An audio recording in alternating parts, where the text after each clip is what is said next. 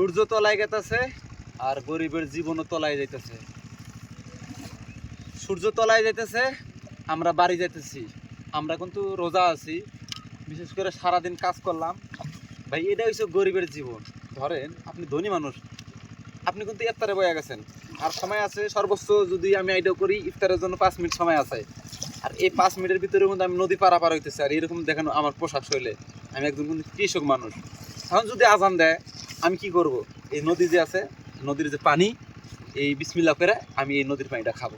কিন্তু আল্লাহ তাআলা আমার গরিব করে আমরা বানাইছে, এর ভিতরে যে আমি রোজাগুলো দিতেছি, বিশ্বাস করেন ভাই আমার কোনো কষ্ট নাই, আমার কোনো কষ্ট লাগে না। সারাদিন খাটমো, আরও যদি 2 ঘন্টার রোজা বেশি থাকতো, 18 ঘন্টা 20 ঘন্টা করে থাকলে আমার পক্ষে বেশি ভালো হইতো। কাম করতাম ভাই, দিন কোন পাশে যাইতো নিজেও টের পাইতাম না ভাই। এই যে এখন বাসায় যাই ইফতার করা পাম না, ইফতার বোধ আইসে নদীর পানি দেওয়া করা লাগবো ভাই।